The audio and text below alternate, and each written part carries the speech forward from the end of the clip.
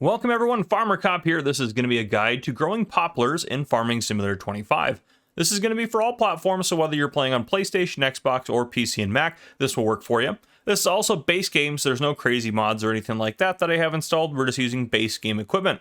I do also tend to talk a little fast, as you can probably tell, so if you need to slow down the video a little bit, you can use the YouTube controls down below to do so. Also, make sure you check out the first pinned comment, because if I missed something, or there's a tip that I wanted to give you, or something changed in the future with an update, it'll be in that first pinned comment.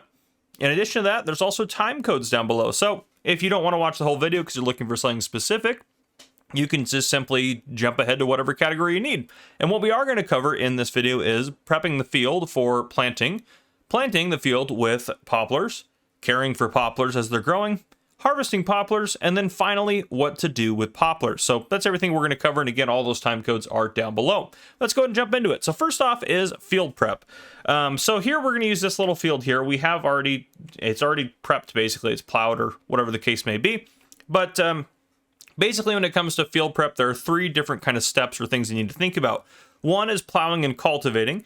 And second with that, and that's plowing and cultivating are one step, I should note as well. That's not two different steps. Plowing and cultivating, and then there's field stones, which is kind of associated with plowing and cultivating. Then there is liming. So if we go into the menu here, first off, let's go into our game settings. If we go down here, we can see we have periodic plowing turned on and field stone we have turned off. So it doesn't matter for those. Field stone, if you have that turned on, depending on what kind of plow or cultivator you use, you may get small, medium, or large stones in your field. And I do have a separate video that talks about that, which I'll talk about here in a second. So if you just don't want to deal with that, you can turn that off. This won't affect your yield at all. So if you have this turned on or off, it'll just, if there are field stones in the field, it's just going to make your equipment that you use in the field wear a little bit faster. Periodic plowing, we'll talk about that here in a second, but you can turn it on and off. Same with lime. Now, if we go to our map, we go over to soil composition. This is the field we're using right here, so we need to check, does it need plowing? This says no. This is, oh, actually it's over here, the fields that have it. These fields right here, if it has that red highlight over the field, you need to make sure you plow over top of the field. Same thing with lime. If it has this kind of bluish, tealish, greenish color, or whatever it is, you need to make sure you apply lime over the field. Now, how do you do those things?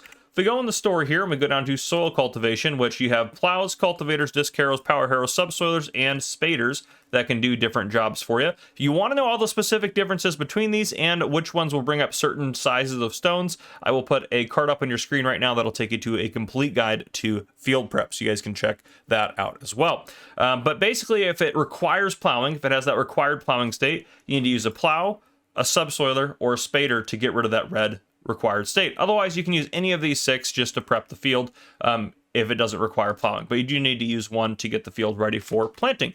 So there you go. The next thing we need to talk about too is lime. So if you need to put lime down, yield improvements, go under here and then go to fertilizer spreaders. There's only one base game spreader that spreads lime, this one right here. So you're going to buy this guy or lease it, whatever you need to do. Use lime in it to spread over top of the field, which you can buy lime into the consumables here. You can see we have lime right there and lime right there. They're both the same price, so it doesn't matter. Just different containers basically that have the lime in them. So then you're going to spread lime over the field, and after you've taken care of the plowing state if required, you've taken care of the field stones if required, and you've taken care of the liming if required, you are done. I should also note as well, if there are field stones on there, you're going to want to take a stone picker here to go across and get rid of all of the stones if you want to get rid of them. You can just leave them on there if you don't really care about your equipment getting a little bit more damage as it works over it, but that's the best way to do it there. If they are small stones after you seed, which we'll talk about here, you could use a roller to go over top of that to get rid of the stones and add a little bit of a yield bonus, so just be aware of that. But let's talk about planting and seeding. So poplar is very special in a lot of ways.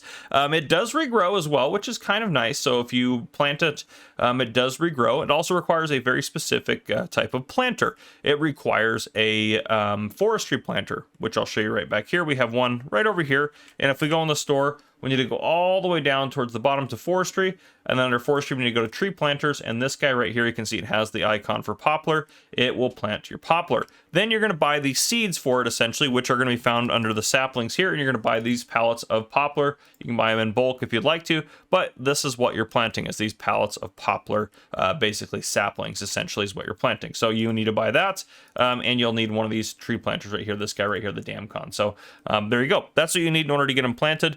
And again, they do regrow, so after you plant them, you're all set.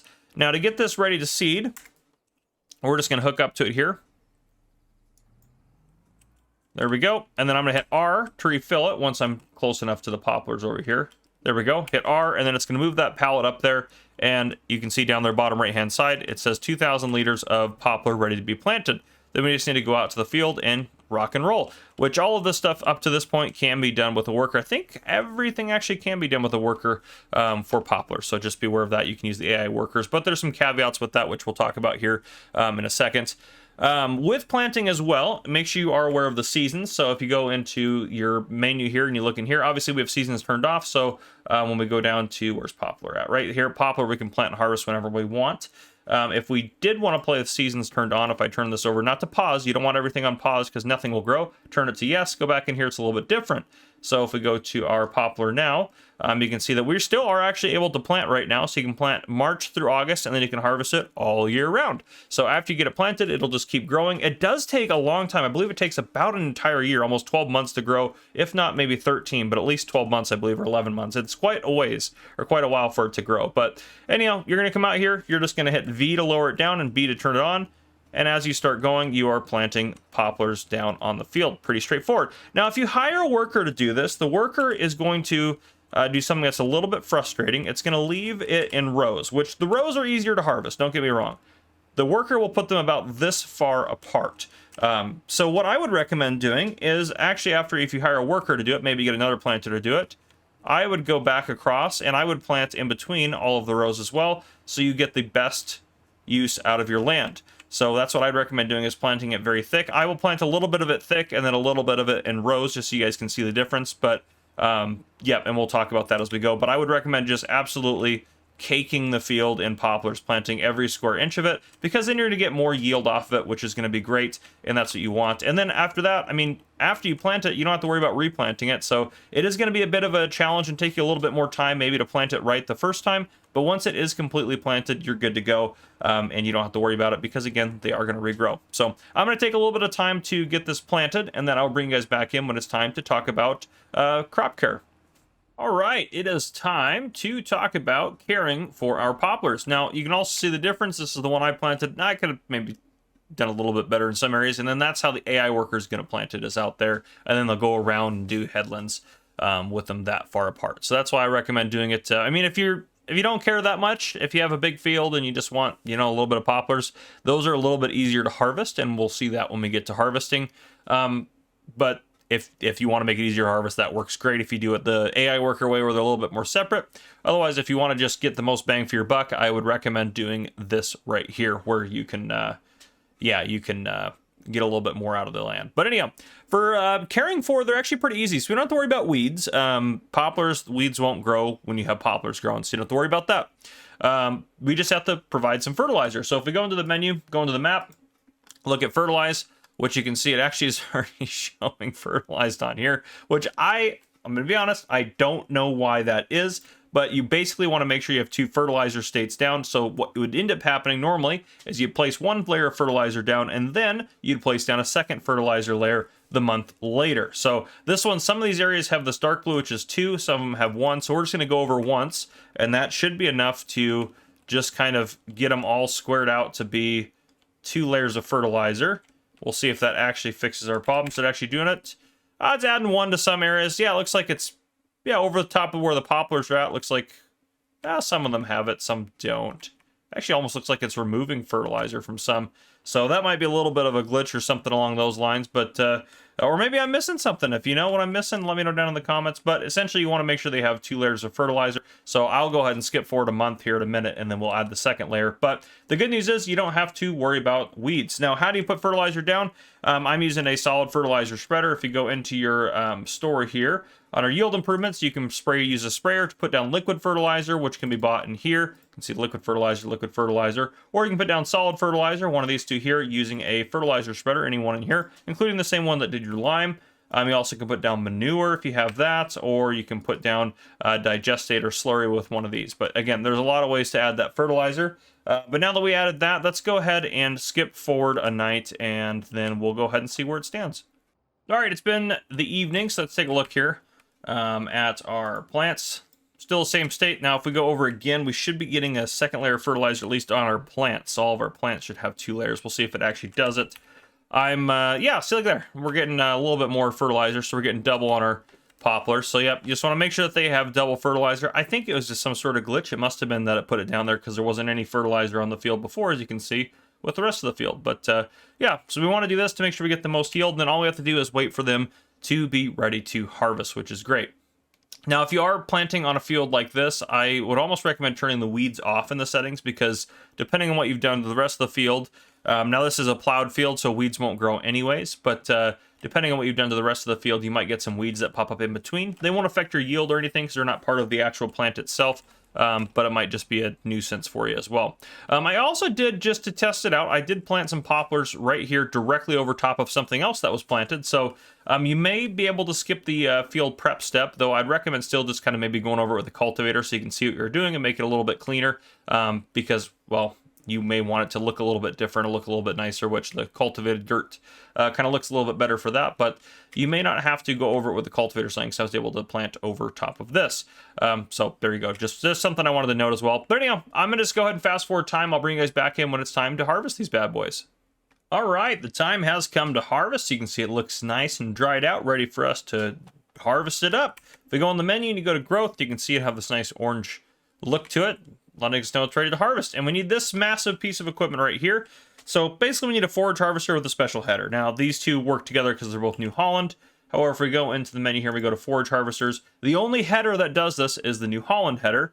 However, if you hit combinations, it's still only going to tell you can use the New Holland, but it will work on the other ones. So you can use it on pretty much any one of these, as long as it meets the horsepower requirement, which should be on here. Nope, it's not there. So anyhow, yeah, you should be able to use it pretty much on any forage harvester. I'm just using it on New Holland because, well, it just looks nice because it's New Holland and New Holland.